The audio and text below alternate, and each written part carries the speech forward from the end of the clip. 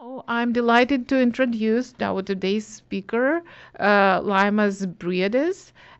He's native of Vilnius. He studied geography, history, and literature at Vilnius University, UCLA, and University of British Columbia.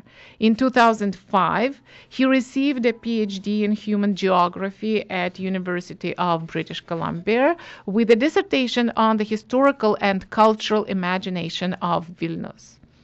A senior research fellow at Greimas Center for Semiotics and Literary Theory at Vilnius University, he is currently working on the creation of a literary atlas of Vilnius and writing a book on the poetic geography of Vilnius.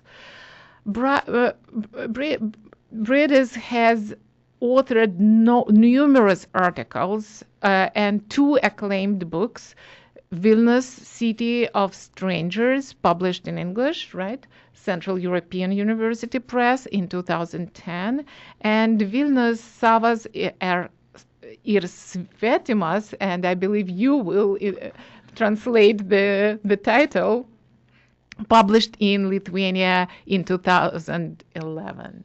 What's the translation of the title? It's foreign, the local, foreign and native. That's like Okay. foreign native.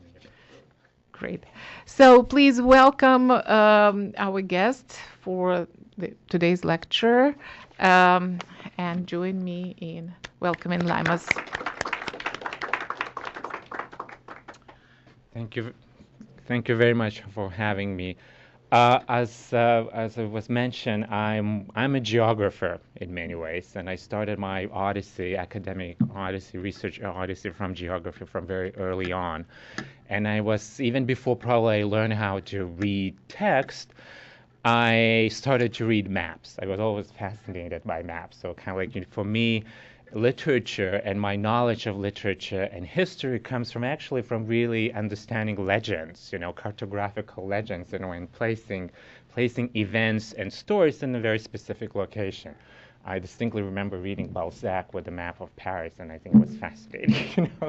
So, but what intrigued me about Michigan, actually, when I look at the map when I was very little, I saw not Ann Arbor or Detroit, because I didn't know anything about it, but I saw a name on the map with name like Livonia. And you all know where it probably is Livonia. Now, I never been to Livonia. I don't know what that is. From laps or whatever, I can maybe tomorrow we can pass at least. What intrigued me most, of course, about Livonia is that, well, I heard about a place, Livonia, because we in history of Lithuanian, Polish history, and Russian even history, we have this kind of Livonian wars, so the 16th century. I knew that Polish-Lithuanian kings and rulers were also ruled, one of the provinces was Livonia. But if you look at the contemporary map, 20th century map of Europe, there's no such a place as Livonia, right? It's just no Livonia. Now, and here it is. Here it is, Livonia, somewhere in the middle of Michigan, So anyway, so I'm glad that maybe perhaps my childhood dream to kind of at least if not touch the soil of Livonia, it's gonna sort of materialize perhaps tomorrow or on Saturday. Now, if I understand correctly, Livonia was named because the settlers, and I'm sure it's probably some kind of came from what is now Estonia and Latvia in early 19th century. I imagine those were German-speaking settlers because at that time probably there was little, if none, of Latvian or the Estonian migration. But what I try to say that my always kind of search for stories, if you want to call, it always comes from maps and from kind of mappings. And in a similar fashion, I want to do that perhaps kind of to return to maps from literature and from kind of narratives, but back to the maps of Vilnius and the city of Vilnius. And as I mentioned, because I'm a geographer, but a cultural geographer, so these two things always go parallel, or actually what I ideally would like to do them, I kind of put them together somehow. And it's still work in progress, as you can imagine, because I think this kind of notion of reading literature through maps and vice versa is changing constantly because the way you kind of approach there's a kind of notion of localism and there's a kind of like notion of globalism, etc. So there's a whole kind of theories that kind of swirl around that kind of idea, yet there's nothing really that can ground that. So this is just sort of like an attempt. It's not necessarily very kind of, glued yet perhaps together to some extent, but it's just an attempt to read the landscape of Vilnius through experiences or for poetic experiences, if really that's boils down to, of during and after and in between, so to speak, war, and specifically World War II. But before we do that, I would like to start with this kind of like a nice quote attributed to Michelangelo. And it's about this like relationship between map and conquest, and art and conquest, and so this is also kind of in a way keep that in mind. And is that okay? Oh. Keep that in mind that of course maps are not always just kind of like artistic representation, but also actually a very kind of utilitarian function. Now in this case, of course, it's kind of both, in obviously kind of like artistic and utilitarian. So what is Vilnius? And for one thing, where is Vilnius? I think this is the most important, perhaps, question. In 1940, and this is probably one of the, well, there's so many crucial years, and I will go that up in Vilnius, that 1940 is probably one very crucial year in the region, not for Vilnius, but in that Eastern European region. And I'm sure all of you who have in this lecture more or less know that region. So in 1940, this British labor union activist was passing through Lithuania to Moscow. Now, at that time already, the war was in the second year. First year still kind of like, but still running into second year in the summer. And Lithuania just became socialist. Basically, it was occupied by the Soviet Union, but it was still neutral in terms of sort of kind of its relationship to Germany and war. Poland was at that time already divided, and Vilnius, as part of Poland, kind of was put into the sphere of the Soviet Union. And she, kind of like starts wondering about what is this place and why so kind of dysfunctional in many ways, and why nobody knows about it. And one of the reasons why nobody knows about it, because like there's so many different contradictory narratives, and partially narratives because there's a struggle, national struggle. So at least we have like Polish, Lithuanian, Russian, to some extent German, Belarusian, and on top of that, or in between, if you want to call that, is of course Jewish kind of narrative. So Vilnius always was very, very multicultural city, for better or worse, from the beginning, but not just multicultural in the sense that it was just kind of like different languages and different cultures kind of mingled together. There was antagonism, but there was also fusion, and all kinds of varieties of fusion of this kind of a culture, and I'll talk about that kind of like more. And David Frick, who's a professor of Old Slavonic, I think, language at Berkeley, actually wrote that's just published this fascinating book about the 17th century Vilna, and he kind of describes the small town of 40,000 people where at least five different religious, at that time, not language, but religion was the denominator of your kind of identity. So Catholics, several Protestants, sort of like formations, right? Jewish, Orthodox, both Unites and so like Greek, Russian, that's whatever, Greek Orthodox, right?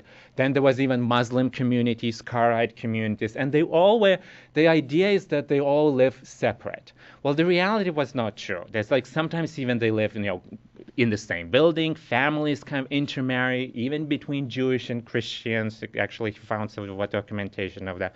So Vilnius was in a way was both divided but also very fluid place. And one of the things actually what is interesting about the fluidity of the city, I always tell the story that the name of Vilnius and this this cosmopolitanism of, if you want to call it, of the name comes from the different varieties of the name, because Vilnius is just a Lithuanian form. There's a Vilna in Yiddish, Vilna in Polish, Vilna in Russian, etc., Vilna in German, etc. But the original name of Vilnius comes actually from the river Vilna, which in Lithuania translates as some kind of a rippling, swirling effect. So in a way, it is a kind of like in a place where, if you drop something, you lose it, right? So it's a kind of like, and for Lithuanians, pagan Lithuanians actually was a place where you enter the other or netherworld. It's enter some kind of a like kind of relationship between the living and the dead, and was very important for pagans, and this was a main cremation site for Lithuanians. In fact, to the point that Vilnius, the Lithuanian name of Vilnius, comes very close to Lithuanian name for devil, which is Velnius. Now, Lithuanian name like devil is not Satan, pagan. It's a trickster. It's just kind of like some kind of shyster who's like meddling into people's lives, but not necessarily like in any kind of mortal or whatever like detrimental way. She's just like one of the kind of Pan or something like that, kind of a god that like kind of makes people's. It's not even a god, makes people's lives a little bit misery, but you always can kind of deal with him, and So Vilnius comes from this word. So this actually what is also phenomenal, that this notion that Vilnius was multilingual and multicultural and multi-naming, if you want to call it.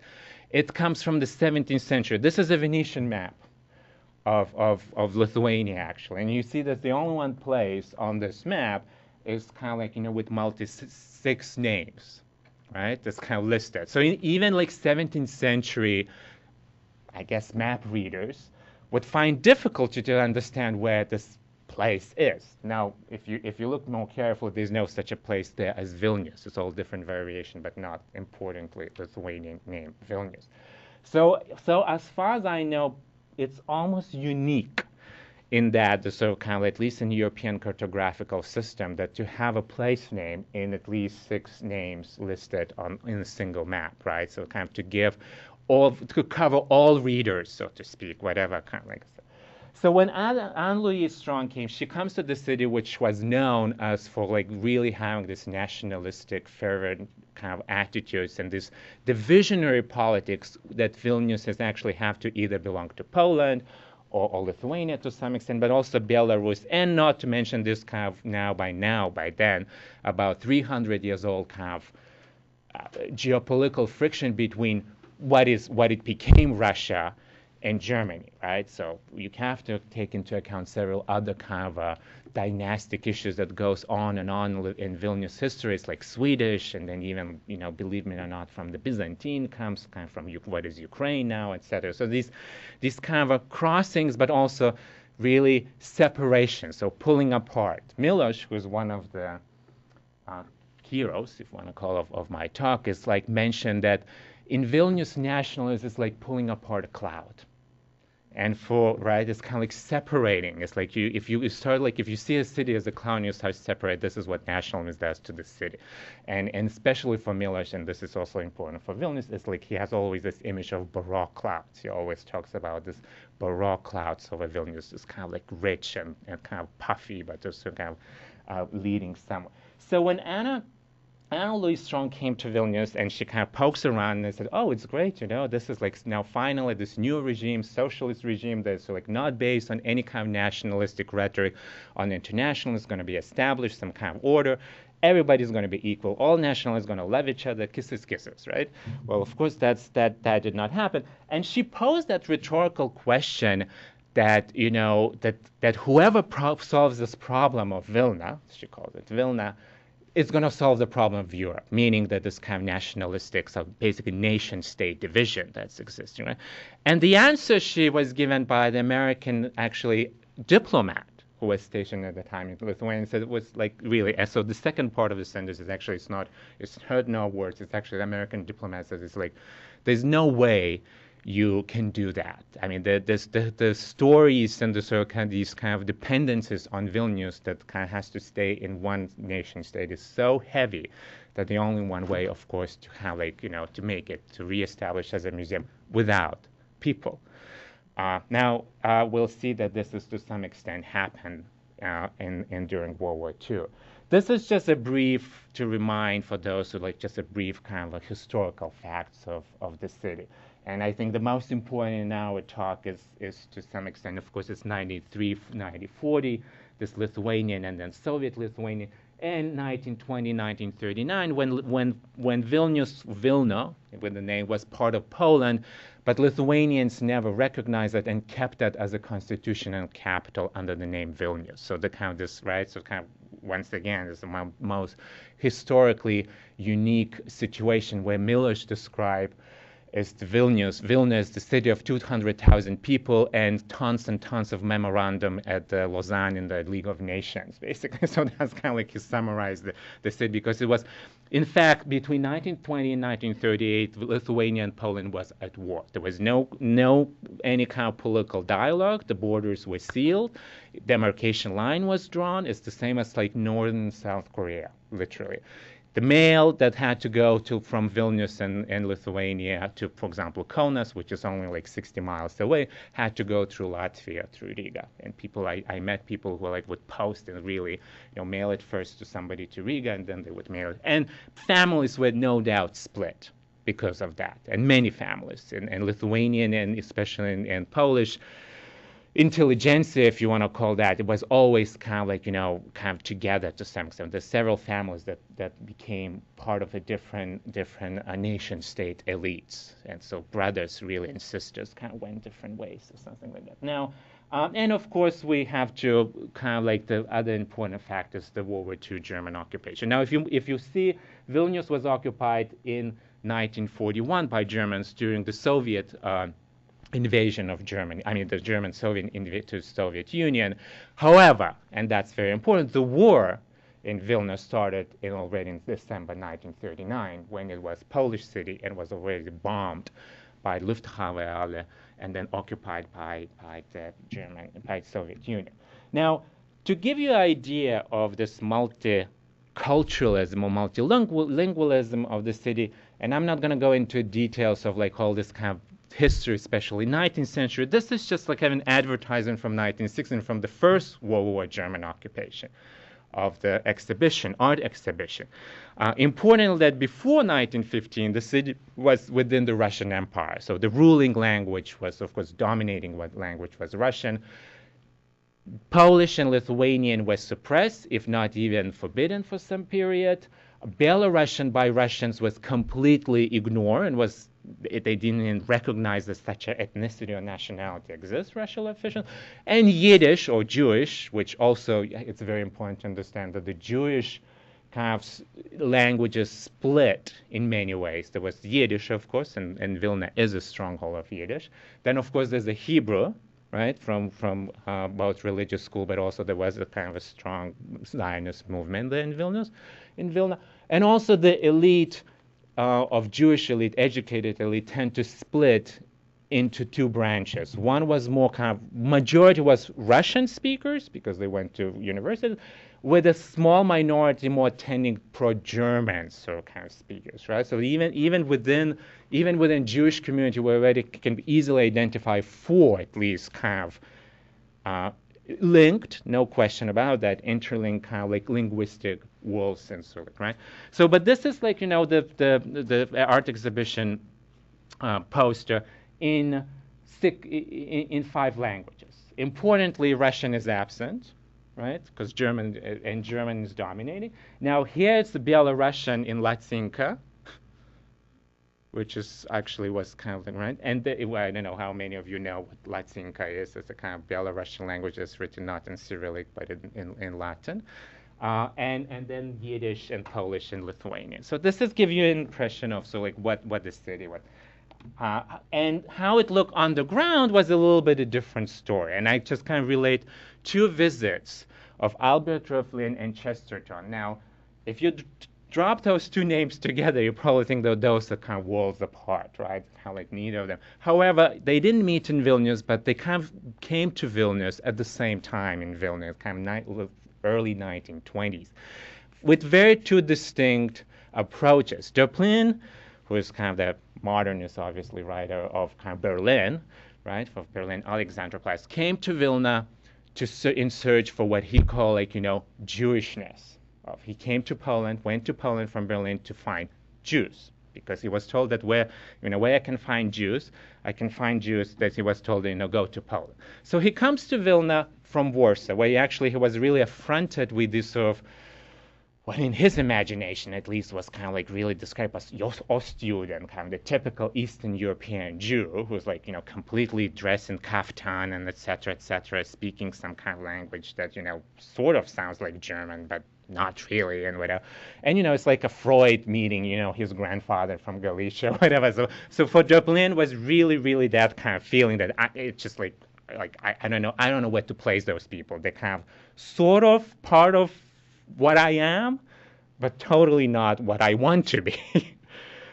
So he comes to Vilna in 1923 in the fall, in kind of crispy day, and walks in this provincial town, 200,000 people, even less, very shabby looking, just after the war and all these occupations. Passed through this kind of sacred Ostra Brahma Madonna, so like a kind of sacred gate, and looks behind and see this sort of like a image of a virgin, and actually somebody singing, and is kind of completely mesmerized and like by this kind of effect, and then goes straight to the main square of the city, which is a city hall, kind of like a 19th century square of the city that is actually comes from the earlier bit, but it was this main market square of the medieval city, And he comes there and he said, I stand here in the middle of Sukkot, and I know that there are many Jews here. At that time there was about 40-ish% of the population Jewish. I can see signs, Yiddish signs all over me, even movie theater posters I can see in Yiddish. I can even hear language Yiddish, people talk. And I mean, there must be Jews, but I don't see them. Literally, he has I don't see Jews. And I know I came here to find them, and I see all signs of them, but I don't see Jews. And then it hit me that he look around, they all look like me. They all dress European dress. They all kind of are secular Jews. They all have this sort of kind of like, basically a provincial version of metropolitan Berlin. And he was completely besotted and mesmerized by this idea that Jews can be modern people. And that's what sort of kind of like this kind of drive narrative that the Jews can combine traditions with modernity. And he found that really that was Vilna. Now, Chesterton comes several years later, right after he became Catholic, and he was invited by Polish Pen Club. So he was kind of like, presented completely. By the way, Dublin came as just a reporter, so nobody really kind of met him, nobody knew about him, etc., etc. Well, Chesterton comes as this kind of like grandeur of English literature, the biggest friend Poland could have because of this Catholicism, right? So he comes in and he's chauffeur around like with limousines. Well, not limousines those days. I'm sure some kind of Ford, probably, limousine for chauffeur around, really to all sides or whatever. And his kind of like assumption that he kind of like says, oh, this is like a fantastic, like, Catholic bastion of this kind of Polishness, Catholicism, etc., like the city that stands, and not a single word mentioning about Vilna Jews. Interestingly enough, that Dublin, remembering actually his encounter with Vilna in the 1940s, described in already California, in exile in California, described this one crucial moment in his life, basically, that kind of 1923. And it's almost shocking then to find out that the reason why it was most crucial is not for him to follow his, so to speak, Jewish path, but if you know, he converted actually to Catholicism when he was. So it's a kind of like, once again, this kind of almost very strange maneuver to Catholicism from Jewish modernity, if you want to call that kind of like so. Now, if you think that this is that's just some kind of like narrative thing, this is from National Geographic, 1938. Kind of expose. They have an expose of 1938 of Vilna, and Vilna is described as Vilna's stepchild of the Polish frontier. I think I love this kind of the the most kind of evocative description. Once again, it's kind of nowhere to place, right? It's like, not to mention this in the frontier. In addition, it's a stepchild, so, right? So, and this I would like to parallel with the 1936 movie, German movie actually, that they kind of commissioned by UFA, which is the main so like a production of Berlin. At that time, UFA was already kind of national socialized, so to speak, taken by Nazi. And they sent this very talented team, by the way, the team that worked with Leni Riefenstahl, to make a documentary about Vilna. And if you look at documentary, it's about 12 minutes documentary. In the middle of that documentary, it's like describes this as a kind of like parochial, really, in it calls fairy tale town, as a parochial place, churches, bells ringing, people so like peasantish looking, naive, but it's so kind of like ideal, almost ideal of Heimat, of like pre-World War I, so like ideal, except, and this is kind of like what the shot freezes, and so like, except that, and this is in German, you have to like, there is still a ghetto in the city. And then it's like you can see that there's some kind of cutoff, so to speak, in the narrative. So now, interestingly enough, there was never a ghetto in the city. There was a Jewish quarter, but Vilna was never, Jews of Vilna never were forced to live in very specific neighborhoods. They could live in it. And by the middle of the 20th century, for sure, a vast majority of Jews live outside what was considered to be Jewish quarter. And Jewish quarter was just in the actual next to the Sulika University, surrounded by this magnificent Baroque churches. So it was really the epicenter of the city, but very often described as an island on its own, so to speak. But it's a really 7 small lanes, basically streets, very crowded, very narrow. At the heart of it is sort of like a Jewish great synagogue with Schulhof, etc., several others too. So that was, but it was never ever considered to be the ghetto, so to speak. Although interestingly enough, that in Jewish narrative, they often call it the ghetto as well. So kind of that the notion of the ghetto and quarter, it's a little bit fluid once again. So, but the Catholicism of the city, you have to undeny that make a very strong presence. And every time I talk to, for example, those people Jewish who live in the city and who remember the city before the World War II, tells me the story that what the most remember, other than of course their families, and mind you, these by now elderly people, but these Jews who live in the city were kind of educated elites. So they, in many, often in the families, they spoke either Russian or Polish rather than even Yiddish. But what they remember, of course, they remember churches and sound hum of bells, this kind of like it's completely. And the reason is they said they because they were taken by the nannies to churches very often. So it's kind of, they knew all the churches. And by the way, there's 33 churches, Catholic churches, 11 Orthodox churches, 5 Protestant churches, etc., in Vilnius. It's a very small town. So for them, Vilnius was always kind of, yes, it was Jewish, but yes, it was also kind of this inspiration that was very, very Christian in the sense of aestheticism, perhaps more than anything. To the point that Jabotinsky, actually, who came to Vilnius, I think, before in 1906 as a reporter of Odessa Russian newspaper, he came there and he made this kind of report. And he said, well, there's so many magnificent churches in the city, and they're so luring me, even that I don't have any desire to go to church. I never been to a church, but I dared to go inside the church in Vilna, actually. So I don't know if he did or not. If that is, that remains to be secret. So anyway, so this kind of like, of the most significant figure of modern Zionism, so like kind of Russian modern Zionism, Jabotinsky is also completely kind of taken even by Vilna and by Vilna churches, not even by the Jews. In fact, when Jabotinsky comes in 1936 to Vilnius, or 1938, I'm sorry, he tells this crowd to leave as soon as possible. And that angered Bundes, which was the main socialist labor party in Poland at the time, and so it angered that because they kind of said, this is our home where we can leave. We can't leave anyway. So what are you kind of advocating that we pack and go where, right? So there was kind of friction. But so that is just a part of the story. And as much as mistrust facts, so to speak, I really do, and especially statistical facts, because I think I learned very early on in my life that statistics lie. And growing up in Soviet Union, those who know that they perfectly know what it means, like 5-year plan, for example, and numbers given. But statistics, especially demographical statistics, are exactly the same. And so like the way you count who is who actually is kind of like, very problematic.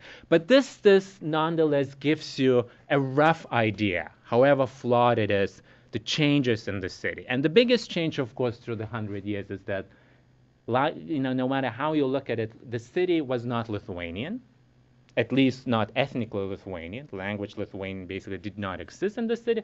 And by the end of the sort of like 20th century, it became predominantly Lithuanian. Other nationalities, as you can see, so like kind of like, shift depending on the geopolitics and ideologies, with the exception, of course, Jewish. And I assume we don't. It's a very clear understanding. Now, it's important that about 90+% of Vilna Jews were killed in the city from 1941 to 1943. They were not taken anywhere, basically, right? So that's very important fact. They were not kind of like taken to Auschwitz or something like that.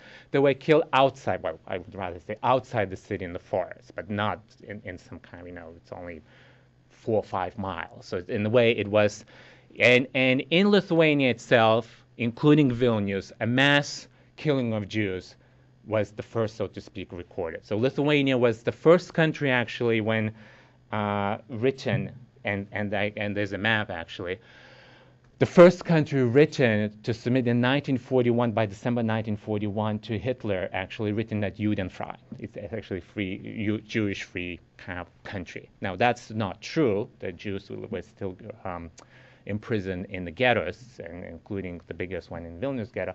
But in a way, on the German mind, actually in the reports, official reports, by 1941, Lithuania was declared to be free of Jews. And this is before even the Wannsee conference, et cetera, et cetera. So I had this sort of opportunity to do research a little bit in Shanghai, interestingly enough, trying to make connections between Vilnius and Shanghai. And there's some, so we can talk about that later, perhaps. But this is, to me, is most fascinating. This is kind of like, cartoons from Shanghai newspaper, English newspaper. This is from 1940. And it's a news from Europe, and you can see, so like, Shanghai is here and whatever, so it's an eclipse. Now, this is the rape of Lithuania. The rape of Lithuania implied the Sovietization of Lithuania. People remember that Sovietization very differently. Miloš remembers, for example, sitting in the cafe on the main avenue in Lithuania, in Vilnius, and kind of, drinking coffee and tear tanks roll. Begin, who was at the time in Vilnius, you remember, was going to a Zionist meeting, and then spending 2 hours and 3 hours in the meeting and coming out, and already the Soviets were in. I have I talked to one woman who was a child at the time, and she went to a movie theater, and remembers going into a movie theater and coming back from the movie, watching some kind of Hollywood movie, and it was already Soviet. So it's kind of like this raping of Lithuania, actually, although it was obviously brutal, it was also kind of very almost ordinary event, surprisingly, right? It's almost like this kind of the massive change that, and then of course this is like from 1941, which is basically where we should focus our story. Now, what happened in 1941? 1941, Vilnius was part of the German occupation territory called Ostland, right? But it was controlled by Lithuanian authorities. So kind of Lithuanians were given Vilnius by the Soviets in 1939, when it was taken from Poland, and they remained so. And this map actually illustrates quite well. This is like all in Lithuanian from 1942, except so some of the places that and streets or whatever in German. Neustadt, for example, is in German, it's in same Lithuanian. The reason why it is this was the most desirable place for actually Germans to all the Nazi or whatever Wehrmacht, Germans like to live. Those are the best modern apartments. So the rest of it is so like they didn't enter it. So what are my basically readings of the city at that time or post-war? I look at four poetic imaginations, if you want to call it. One of them is Johannes Bobrovsky, who is a German poet. Another Czesław Miłosz, who is Polish-American-Lithuanian. I don't know this whole. I mean, actually, he probably would define himself as Lithuanian Polish, and I would so put American because he's probably his exposure to the world, so to speak, comes mostly from obviously phenomenal translations that he to some extent done himself. So it is fair to call him probably an American. And then Abraham Sutzkever, who sort of like have this Yiddish writer, and Abba Kovner, who was writing in Hebrew. Now, their relationship to Vilnius is kind of, as you can see, none of them was born in the city. And their relationship to the city is quite different. So few words is important. Johannes Bobrovsky was born into this, what they call Memel land, along the river of Memel, actually, in what is considered to be historical Lithuanian, but the German-speaking kind of region, where all different nationalities live. And in fact, it was after the World War I, it became Lithuanian. So with the family, he moved across the river to Germany, to East Prussia. His relationship to Vilnius is actually a very elusive, and I'm trying to find out that. So like because we don't know much about kind of biographical connection, other that he served in Wehrmacht, and actually probably was stationed in and around Vilnius, although there's some indications that he visited the city in the early 1920s as a child.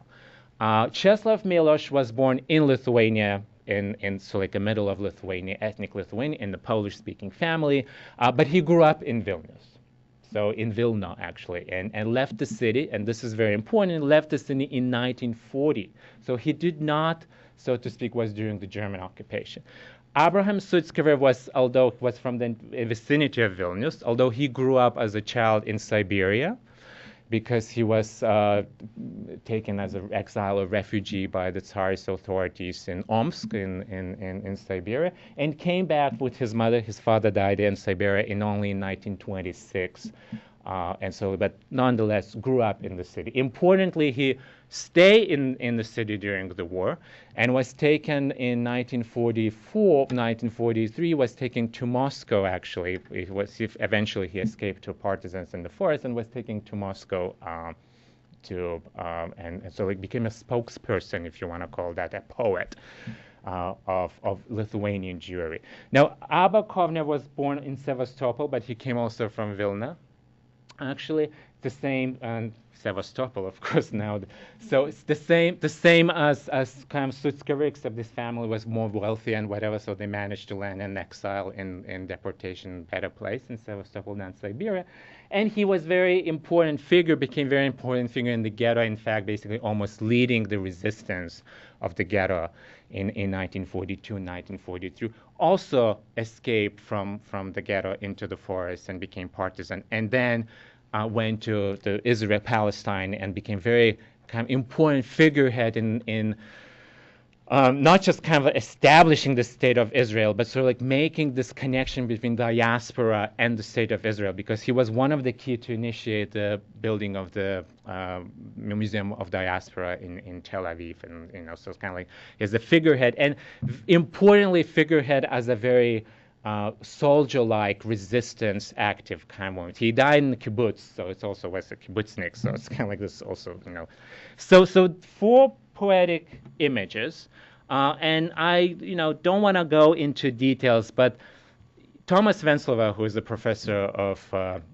Slavic literature at Yale, actually kind of like has this kind of notion about how to read the city, and he said that Vilnius is to be read as a Baroque city, despite everything. And I do the same by using actually one of the local poets, Sarbievius, or Sarbievsky, as he knows, who was kind of like a 17th century poet who was Polish-speaking, but became one of the biggest Neo-Latin poets. He went to Rome at the beginning of the 30 Years' War, and was declared to be the poet laureate by Leo X. And Leo X was the most sort of kind of a opulent court, and wrote in Latin, so kind of resurrecting this kind of Horatian kind of new poetry in a way.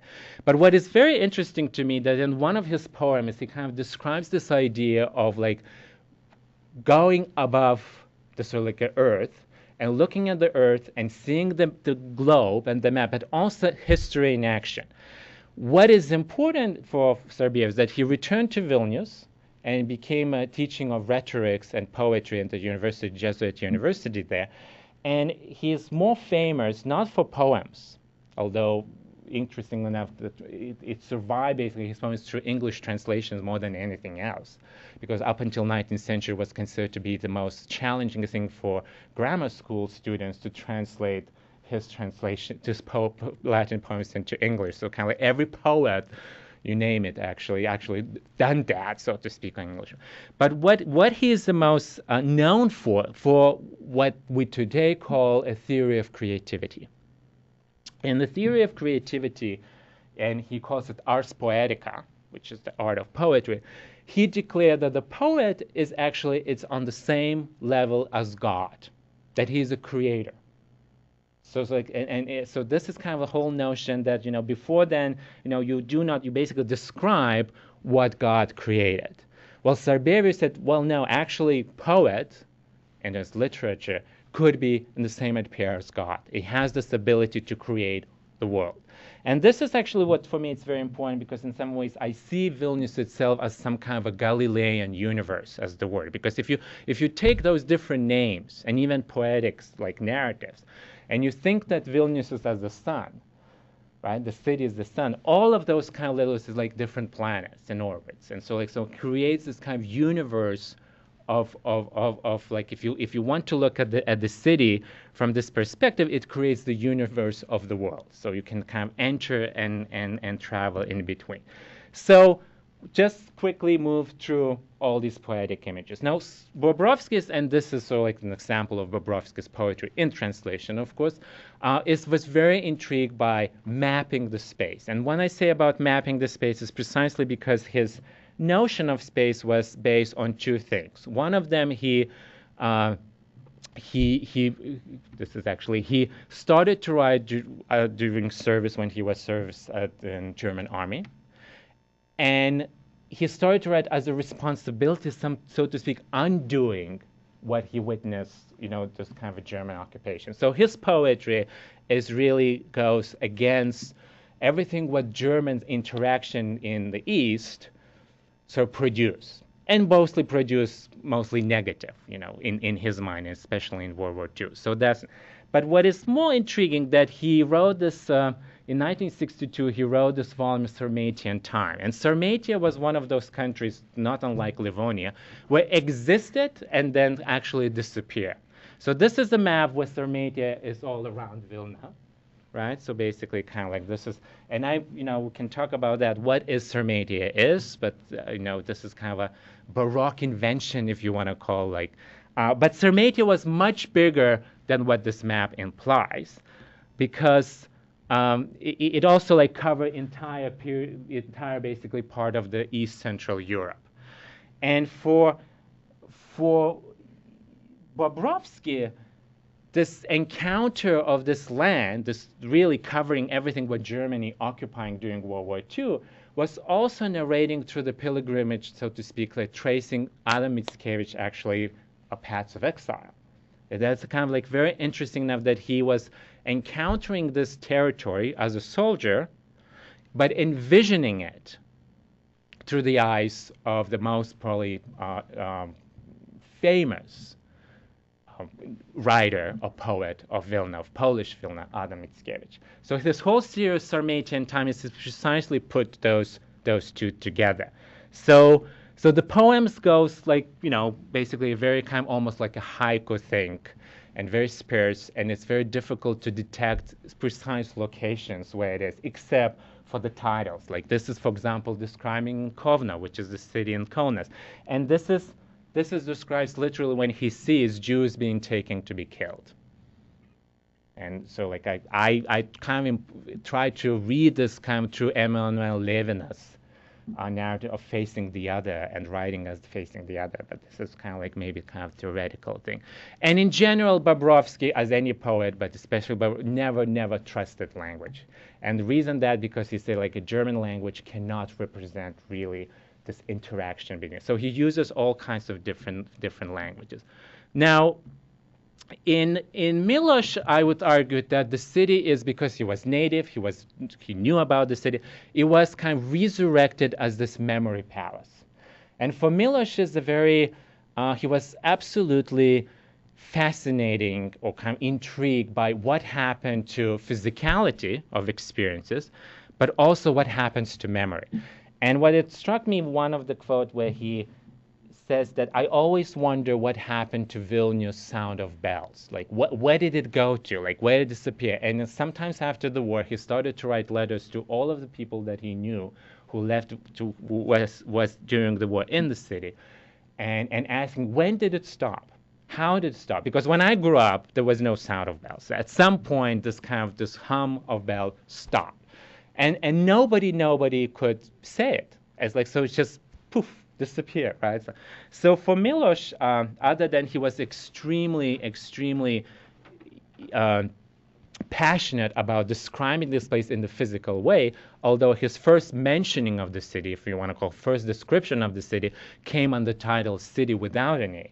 Interestingly enough, he never mentions even the Vilna, but he so accurately, cartographically describes it that he kind of builds, so this is the quote about this, so like, but see, he kind of builds this notion of restoration of the city. And at some point in his life, he claimed that he believed in this notion of apokatastasis, with this restoration of things as they were before, both in the memory and through the memory to restoring the kind of physicality of the lost city. Because for Milosz, it was a lost city. Most of the Polish population left, and he never kind of like experienced that, but he never witnessed the loss, so to speak, right? So he knew that the city was lost, but he never witnessed himself the loss because he left earlier. So for Milosz, this apokatastasis was the restoration thing. But then he asked a very specific question. Well, if you believe in the restoration of all things kind of that happen, do you restore all the evil, so to speak? Do you bring Vilnius, this devil, into the game? And his answer would be yes. But then the question is, what's the point, right? What's the point to restore the notion of place in all is good and bad?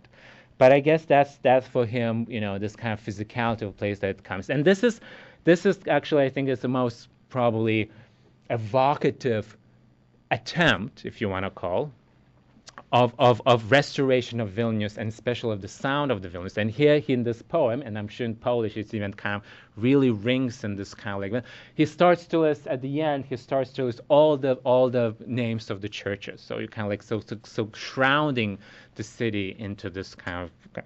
Now Milosz had an opportunity to go back to the city in 2000 or something like that, and subsequently he went several times. So in the way he kind of, experienced, he could witness and detect the loss. And he basically said that what is lost, and he have to recognize the defeat of that. So he does not understand what is that, so like other world, so to speak. Now, and very briefly now to Cityscape. Cityscape, as I mentioned, was writing in the ghetto. In fact, he became the poet laureate of the ghetto. They even have that. And Cityscape's poems were, once again, this is translation, and probably Milosz has the best translations because he actively participated. Cityscape's translation, everybody, I'm not very good at Yiddish, especially reading Yiddish. So it's hard for me to judge, but everybody I know, this has been translated by the Harshavs, actually, probably one of the best translators, that it's almost impossible to translate. Now, most poetry, of course, it's impossible to translate, but Cityscape is impossible to translate in part because he reinvents the language. He takes this traditional biblical language and makes it twists and turns and making some kind of mod. But what is the importance that for Cityscape, whose mother was killed, whose child was killed in the ghetto, but he survived. The story of Vilna is very internalized. It's always about what sort of like happens to kind of like him. He's like the city becomes his body, and he has this even image of actually Jew city. He really creates the city. But another thing that if Milosh describes the city from above, if you want to call, from the clouds, so to speak, flying from above and trying to, actually, Cityscape very interesting describes the city from below because he has this phenomenal, very long poem, Clandestine thing, describing the city literally how it looks through the sewage system when they escape into the forest. They spend about 5 days, 10, as the minyan, he claims, of Jews in this kind of subterranean of Vilnius. And this is where this is even not adequate translation because in some translation counted that the nation of 10 actually. This is the Jews who survive. They only survive because they managed to live in the underground of the city. The only one way. There's no other opportunity to survive. So his Vilna is actually kind of a combination of two. One is a very kind of personal. Another one is which is actually would be very interesting to map out. Is truly he maps out this. This is just a sample of maps out these escape routes from the city into the forest. And one of them, as you can see, this is like this long poem, The Sewers, from the part of where he literally, as I mentioned, maps out both the rivers and the sewage. He reads the sewage system as the city river. So he resurrects this name of the city that comes from the river, but actually gives life, the sewage systems, the sewers gives life to the Jews of the city. So now, very briefly on Kovner and his importance. Now, Kovner was, as I mentioned, was basically a leader of the resistance movement, and he did not write up until late in his life, basically in the 60s. And one of the reasons why I said I cannot to write, because I cannot tell the story of my survival and what happened in the ghetto other than in poetry, interestingly enough. He was obviously knew Sutzkever, but they were not necessarily, I'm not friendly or not, but they were very coming from a different sort of kind of perspective, and primarily because they were very strong individuals and have their own vision. Not to mention that Sutzkever wrote in Yiddish, claiming that I write in a language so God and the dead could read. Kovner said, I'm writing for the living, and the living language is Hebrew language. And he literally said, you cannot describe what happened in Vilna in Yiddish. So Kovner started to write, once again, it's almost like a very enigmatic and esoteric poetry, dealing with his experience in the ghetto, dealing with the betrayal that actually they have to almost like on everyday basis of their comrades or something like that. Because in order to survive, all of them to have to admit that a certain degree of betrayal comes in. You always, you have to trade off. It's either you or somebody else. And this is actually how it was in ghetto, even among the Jews. And for Kovner, that was very important. Now, the other thing that the Kovner, as I mentioned, he kind of like parallels this reading of Vilna and Jerusalem together. For him, kind of like it's like, as the quotes, Vilna without Jerusalem is not the Jerusalem of Lithuania, and Jerusalem without Jerusalem of Lithuania remains Jerusalem. So kind of like this, that for him, this is kind of like a transposition of what Vilna and Jews call Vilna, Jerusalem, Lithuania, happened actually with the establishment of the state of Israel, and then subsequently kind of taking entire Jerusalem into the hands of the Jewish state. But Kovner was actually very much, he was also part of this establishing Vilna Museum, is actually model or whatever. Kovner was actually very much perplexed that the survival other than betrayal also depend on silence. And one of the reasons why I said I cannot talk in anything else, I need to write in poetry, because if you're hiding somewhere for days, and in fact he was hiding in the Dominican monk convent, dressed up as a nun at some point, and the nun was smuggling weapons to these kind of few Jewish kind of young men. So this is kind of in itself, it's a story, right? But you always have to depend on silence. You could not say a word, right? Basically, you like always pretend somebody else, but if you're a man, not to mention, and a Jew, and if you open mouth and you completely kind of denounce. So the poetry for him to come out from this silence, to keep in silence all the time, and almost kind of cataclysmically that at the end of his life, he was a smoker, and he had a throat cancer. And most of his poem is actually about Vilna is written in Kettle Slaughtering Cancer Institute of clinic in New York. During the experience of this 2 weeks experience, when he goes, checks in the hospital, perfectly knowing that they're going to do this operation, and after he's emerging from the operation from anesthesia, he actually loses his voice. So he literally, like, it's kind of like for all these years, he lived in this kind of suppressing the sound, and then in the end, as a poet, he actually cannot speak, and that's what it happens. So it's kind of like the memory of Vilnius it comes from this kind of losing the sound of the city and losing his own poetic kind of voice. And with that, I can see that, I mean, I have a little bit more, so like Bakhtinian versions, but maybe that's for the question. So with that, I'll finish my talk.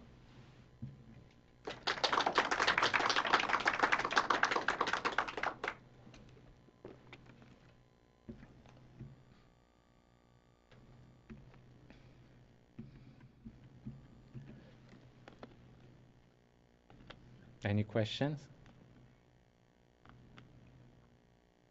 Yes.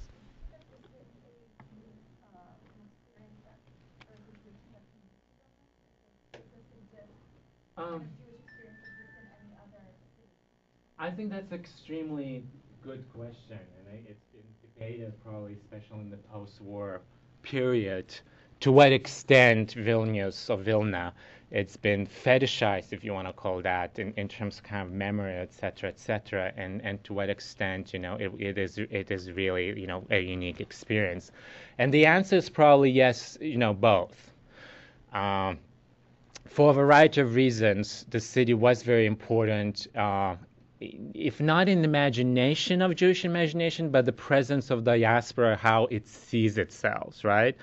And in part because this kind of from the 17th century on, the Vilna Talmud, for example, is the most important kind of like, collection, right? The printing, the complete printing. And to this day, actually, if you want to get an entire Talmud, the religious, basically, kind of, right? It comes from Vilna version, so to speak. So every Jew, a male, obviously, who studies that, they know that. So this is where it actually, right? But then also with this sort of like in secular notion, in the 20th century especially, Vilna was the biggest, kind of one of the biggest research Jewish institution had, that is now in New York, YIVO, right, etc. So I would say that from that angle, it was unique. It was a small city, but it had that unique. Another aspect is because Vilnius was never controlled solely and dominated by one single nationality and culture. Everybody claims, and this is once again, that Yiddish, at least language, and Jewish culture could emerge, if not as a dominant, then at least keep the other cultures kind of from encroaching and emerge as kind of a self-contained culture. And that's the most important thing. So that aspect is important. But then again, some people would say that, maybe, it could never compete with Warsaw, for example, in terms of kind of a creativity, et cetera, of Jewish creativity. So to answer your question, it's probably both. It's just a follow-up. But in earlier centuries, wasn't the Gaon of Vilna absolutely a religious authority? yes, and it's a very important also in the Jewish tradition that Gaon kind of actually expel Hasidim from the Jewish excommunicated Hasidim, and this kind of famous story actually when the Gaon died. This is an 18th century scholar, genius basically of Vilna. When Gaon died, Hasidim came to his grave and started dancing on his grave or whatever in Vilna. So yes, absolutely. So this kind of modern even religious split in Judaism is a very Now, yes. No, no, no. I have a question about Graf Potocki. Oh, yeah, yeah, yeah. Connected to Judaism. When I was in Vilna, someone showed me his grave, and then I And that bingo, I think that's yes. So, I'm very curious what do you think about uh, well, for those who don't know, Graf Potocki or Gerd Tzedek, which is kind of the righteous one, basically, right? The story is this 18th century sort of story that it's a Polish or Lithuanian noble count who, as a young man, goes to Paris and just studies something in Latin Quarter, whatever's drinking and doing whatever 20 years old something supposed to do in Latin Quarter, and just encounter old Talmudists, so like some kind of old man who reads books and becomes intrigued, and what are you doing? And so, well, I'm reading these books. It has to be. It's not just Talmudist, it's Kabbalah, of course.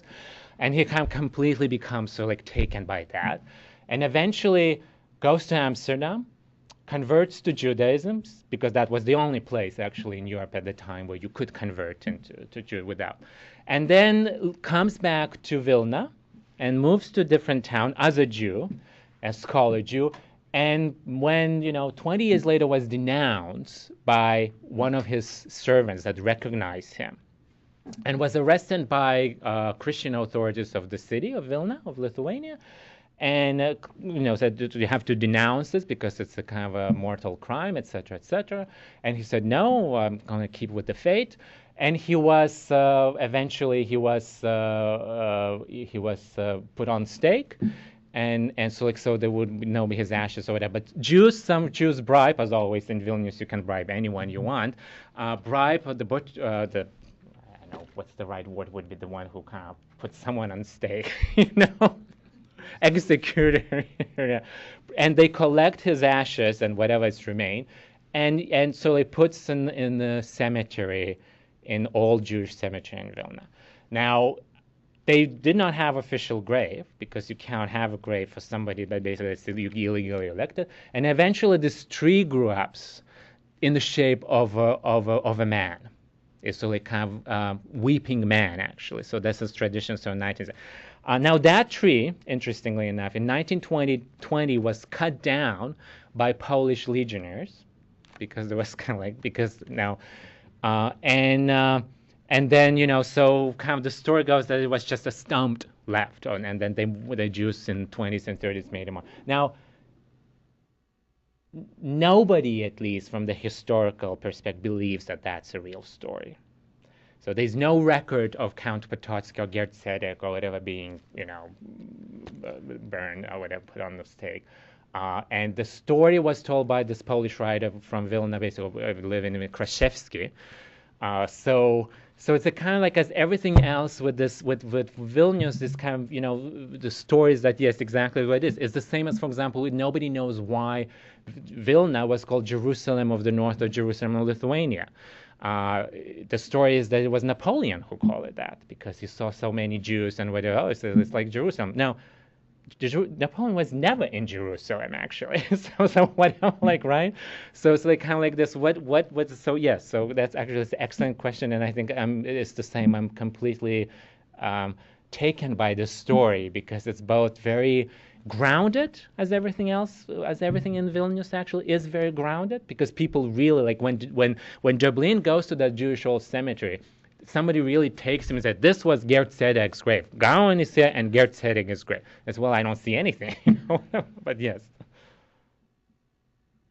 It's really fascinating the way you present it in your lecture and your book, and I want to kind of go back to this very first image where Vilna is the only place which has several names, which shows you some kind of destabilizing, deconstructing nature of that place. It's like a very strange spot because I would think that everything around it has a clear identity. It has more or less a stable, set of kind of history of people. And here everything gets twisted and everything gets a little bit not what it seems. Exactly. And you don't see what you want to see and you see what you don't want to see. And it's the Jewish part of the story works this way, of course, but then also the Catholic, because you bring kind of Rome with this whole Baroque, few years you build up the whole city with this huge, magnificent cathedrals, as if they have been here always, but it's not really typical Absolutely. for anything. And it's not even Baroque city because it builds on this medieval crooked city. So it's kind of like this Baroque that has no vista, so to speak, other than from outside. So what is about that? I don't know. What makes it so strange that like it's a little bit like kind of mirror that turns everything. Well, I think in part because there's no, I mean, historical reasons and geopolitical, as I mentioned, there's no one solid ideology, if you want to call that can control everything for a long period of times, right? So what I wanted to finish actually with this image. This is from First World War I image. It's a German. It's a German actually Christmas card for soldiers actually to ride home, right? But this is the Jewish quarter depicted, right? So ein malarischer Winkel, right? Now, what I wanted to say, like, that in 1943, in the ghetto, they came in order to create a map of Vilna, of the model, and this Hermann Kruk, who's a diarist of the, like, kind of describes that. And it's really was, it came from I guess, from Gestapo, and then from the civilian, so like authorities, to make this kind of giant model of the city, that the ghetto, about maybe 30 or 40 people were employed to make it, with the permission, which is like with the permission to go outside the city and to investigate all kind of churches, etc., etc. And that's why actually with some of those, even including Sutzkever, found places to hide and how to get into underground. Now, no Catholic was permitted, of course, to do that, right? So it's a really like crook rights that like I can go to the priest and demand for him to give me all the accounts, when the church was built, how it was built, etc., etc. This is for the Jew from the ghetto. Now you can imagine what kind of things. Eventually, that plan, it's not even a map, it's a model, plastic as they call model. It was built by technical department of the ghetto. Now the ghetto at that time was about 20,000 people live, right? Technical department of the ghetto. I'm sorry, it's 1942, not 1942. And it was decided it was going to be brought to the Gestapo, or to Gebelkommissariat, actually, of the city. So it was as a Christmas present from the ghetto of the Plano city. And there was this woman in New York who kind of like has a massive collection of memoirs, of recorded memories of the ghetto. And in one of them, this Sedlis, Gabriel Sedlis, who was studying architecture, was one of like 17 years old, who was at the time actually working in that. He was assigned to carry this kind of a model with a dozen, because it was a really kind of several plates of sort of like 6 by 5, I think, or something like that. And on Christmas Eve, and one event for Christians, Christmas Eve in that part of the world was very important. It was snowing, and you go up from the ghetto. You have to go up to the hill to Gebel's Commissariat, and it's about, if you don't carry, it's maybe 10 minutes, 15 minutes walk. It's really pleasant. But he describes that scene as truly as descending into Dante's Inferno. Because when they arrive at Gebel Commissariat, Jews, of course, were not allowed to look into the eye to Germans. So what he sees only is boots, of kind of this SS boots, basically, right? And he kind of like stands there. Of course, they're not allowed to sit over there, and he kind of deliver really map to the model of the city. So to me, I don't know. What happened to that is still very much a mystery with this. There's still some of them resurface, etc., etc. Kind of like this kind of. I'm trying to figure out really what's the story of that. But as I mentioned, it's kind of like to see this description of delivering of the model of the city, of the image of the city, to Gestapo, basically, in this Dante-esque fashion. It's to me, and to add that, actually, how many things changes. I mean, it's not a Gestapo. It's like the head commissariat was in Vilna. Today, the same building serves as the U.S. Embassy because it's isolated and it's easy to seal off from the rest of the city. So the certain kind of continuity is not necessarily in the best light you can find it. Thank you for your talk. I have Russians Mm. in Vilnius. And I would start with another poet, Russian poet Tuchev, who wrote Absolutely. a poem over Russian Vilna. Yes, the So- bells ringing over Russian Vilna, actually, exactly. Yes, exactly. So Russians claim that Vilna is Russian, Mhm. not only in terms of being part of the Russian Empire, Yes. but also a cultural center, Yeah. Russian cultural center. So of course you mentioned the Russian Orthodox churches, but I'm interested. My question is about the occupation and the cultural role Yeah. Russians played in Vilna during the imperial time, the Soviet time, but the Soviet time, of course, it was Sovietization. Right. But during the imperial time, it's more interesting. And we know that there were lots of old church, the old believers Absolutely. who fled to this territory from Russia proper to escape lots of punishments, Yeah. persecutions. So whether or not they played any cultural role in Vilna or they were only part of the rural as opposed to urban space. So what about Russian culture? Okay, I think it's an excellent question, and you always like, yeah, this is kind of like non-Russian, but a brief story of Russian presence, and in fact, Tuchev he actually says Vilna Starodavny. Actually, he's like even like mentioned that, which is like old, but old-time Vilna, kind of like this exactly. Now, Tuchev was the most probably nationalistic kind of poet in the kind of symbolist kind of period, right? But still. Russian, well, I should put it as that Orthodox presence, and that's very important to kind of distinguish the difference between Orthodoxy, which comes from Kiev, like Greece and Kiev, and Russian, which is absolutely, up until 19th century, is absolutely not the same in Vilnius, right, in Vilna. Orthodoxy was established already very early on in the 14th century, and in Vilna, even perhaps before Catholicism came. And one of the reasons was because Lithuanian Grand Dukes have the best policy you can name it. They were pagans, but they decided that they would raise their children in 3 different religions. Some of them would be pagans, some of them would be Catholics, and some of them would be Orthodox. And then you just marry them off, and it worked fantastic because Jagiellonian dynasty in the matter of 200 years became the largest dynasty. By 16th century, it was everywhere.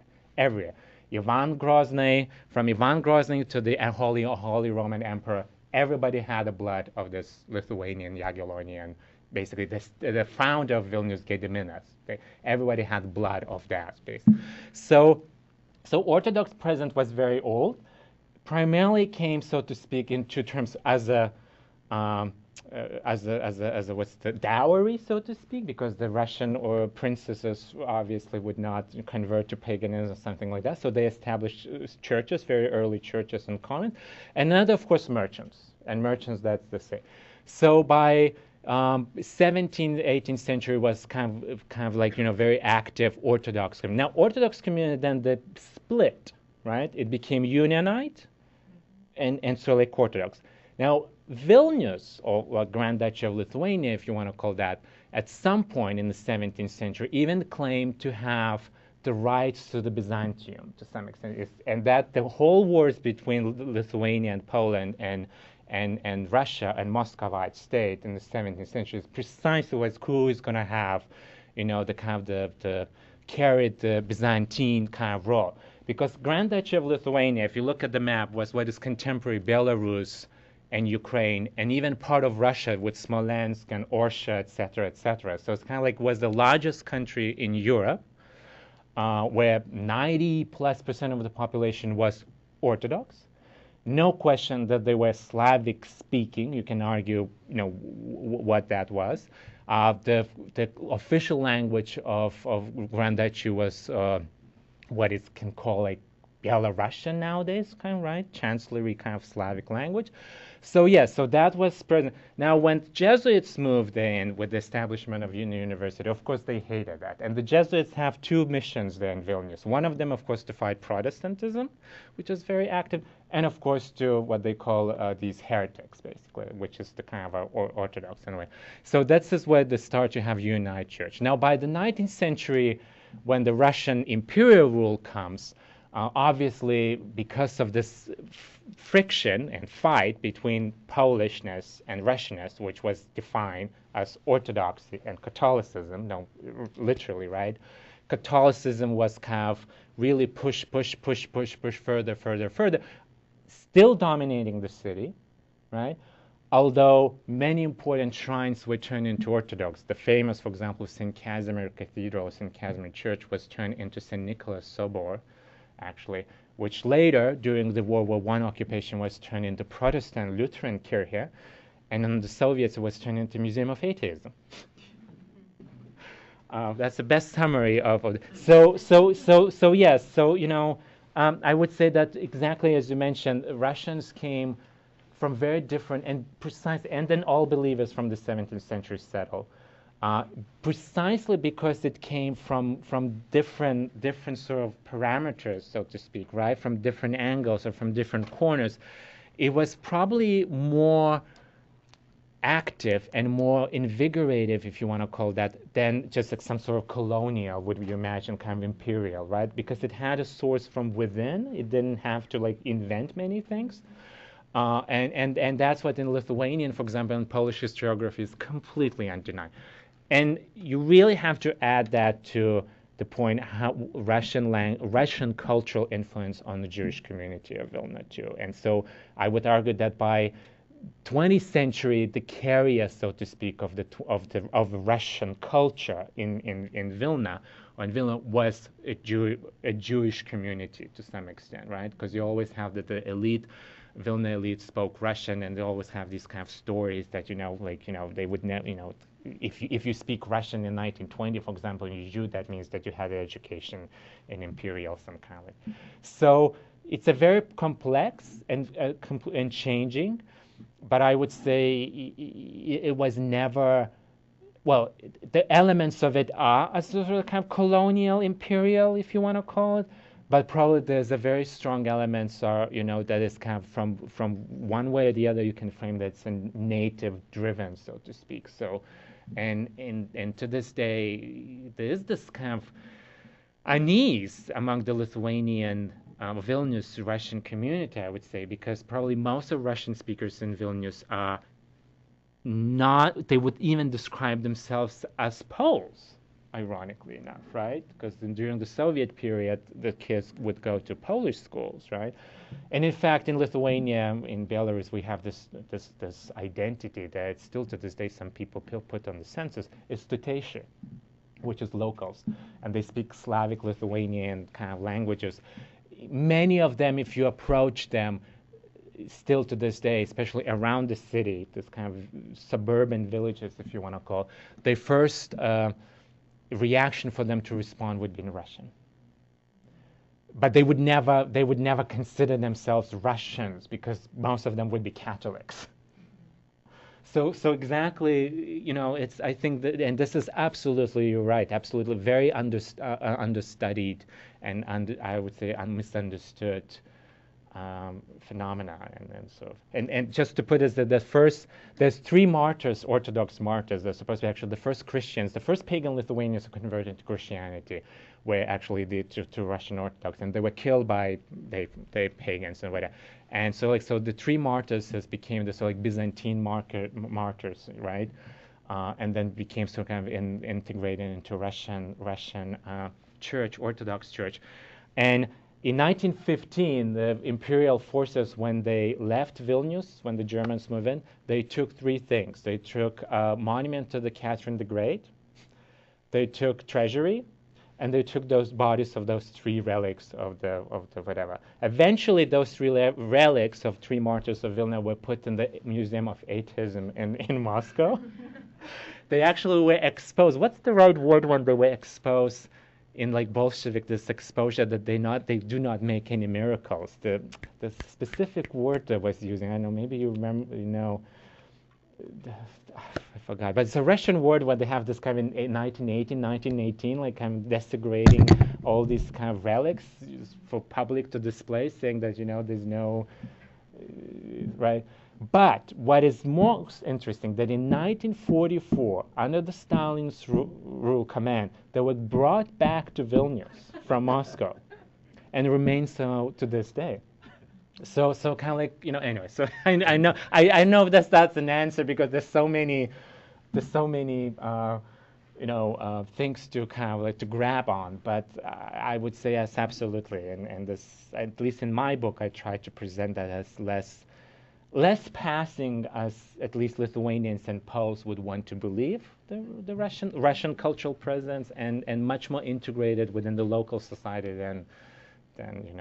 So there's even a theory that the first Christmas Yolechka actually was publicly put in place in the Russian Empire in Vilnius and whatever. So the tradition, I'm sure the tradition came from the German princely families. So whatever. It's kind of the public appearance of Christmas tree in Russian Empire was in Vilnius actually. Yeah, I think that the Russification and the policy of Russification of Lithuania and some other Baltic areas is well researched. Like Darius Staliunas wrote Right. Extensively about that, about the Russification Right. policy, but about the real Russian roots in this Exactly. the lack. And the some of the characters you encountered that like even Dostoevsky, for example. I mean, there's no roots, but I mean, you can't find more Russian, so to speak, identity than Dostoevsky. And yes, you come from the Unites, origins that actually not that far from Vilnius. And actually, in my book, I wrote absolutely it's those. The same on the other time, like Dobuzinski, for example, who was like solidly Polish roots, like this Mstislav Dobuzinski painter, or whatever, and his father was somewhere very high, almost like a general in the Russian Imperial Army, but they eventually live in Vilnius, in Vilna, and at home they said they spoke Polish with Adam Mickiewicz and whatever portraits or whatever, but so.